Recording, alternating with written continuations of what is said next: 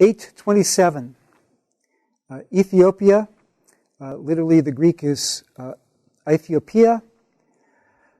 That was a Greek term for all of Africa south of Egypt. It wasn't just what we call Ethiopia today, although if they thought of that, that would have been included. Mediterranean legends placed Ethiopia at the southern ends of the earth, and there were a number of myths about Ethiopia. Memnon, who was a mighty and valiant warrior, son of Eos, the dawn goddess, or Andromeda, who was an Ethiopian princess who was rescued by Perseus in Greek mythology. They sometimes in Homer it spoke of the gods going and hanging out with the Ethiopians. They were considered a very special group of people. The most commonly mentioned feature of Ethiopians or Africans south of Egypt in Greek literature was their black skin, and that's also in the Old Testament. Also, you have busts of them, statues of them, and elsewhere in the writings it speaks of other features. It's just absolutely clear that this is talking about Africans south of Egypt. There had been Nubian empires since around 3000 BC. This particular empire, he speaks of the kingdom of Meroe. Well, Meroe was a black Nubian kingdom south of Egypt in what is now the Sudan, and it had been around since 750 BC. Its main cities were Meroe and Napata. Now, eventually this empire fell about the time that it was being eclipsed by the powerful East African empire of Aksum. But the gospel spread again in Nubia, and in the 5th and 6th centuries, it became a major stronghold of Christianity. In fact, it remained a Christian stronghold for almost 1,000 years. Eventually, because they couldn't get they couldn't get priests with teaching, because the Patriarch of Alexandria couldn't spare them, and Ethiopia couldn't spare them. Eventually, they succumbed to invaders from the north, but they were able to stave them off for many centuries. So, for most of history since this time, actually, it was a Christian kingdom. But we don't really have, apart from oral tradition about Ethiopia, we don't really have anything concrete about what happened after this official went back. Probably he shared his faith, but we just don't have any details. The Kandaka, or Candace, we sometimes say in English.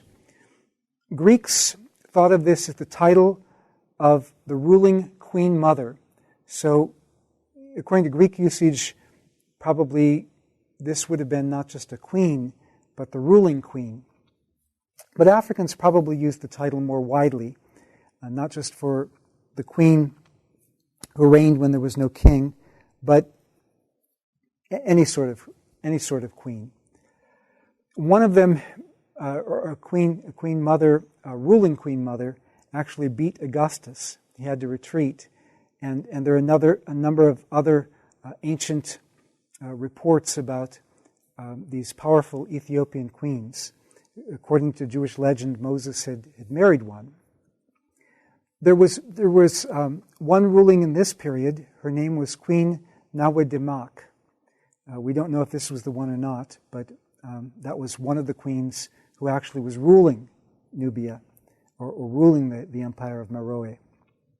In Nubian art, it portrays the queen with many jewels and also depicts her wide girth, which means that she had a lot of food available. That was considered a great thing in this culture. This was a powerful queen. Whether she was reigning or whether she was married to a husband who was reigning, we don't know for sure in this period, because we don't. The dates of the rulers of Meroe are not quite fixed yet by archaeologists. But the queen's treasurer would definitely be a powerful person, because the queen was very wealthy, and this was a very wealthy kingdom. Archaeologists have found considerable wealth in the ruins of Meroe, which was way further south than Egypt on the Nile. Greek would be used in trade ties with Egypt. Meroe had many trade ties with the north. That's where Rome got many of its African substances. If they wanted peacocks or anything, it normally came through Meroe. And Greek was the language of the cities of Egypt by this period. Many of the common people still spoke what we call Coptic, but Greek would have been used for official things. And the Nile was very good for trade because you could sail southward on the Nile because of the wind, or you could sail northward on the Nile because of the current. And this official undoubtedly spoke Greek since he was involved in economic issues for the kingdom, which is important because, remember, Philip is a Hellenist. Greek is his language. So this is the common language in which they could communicate.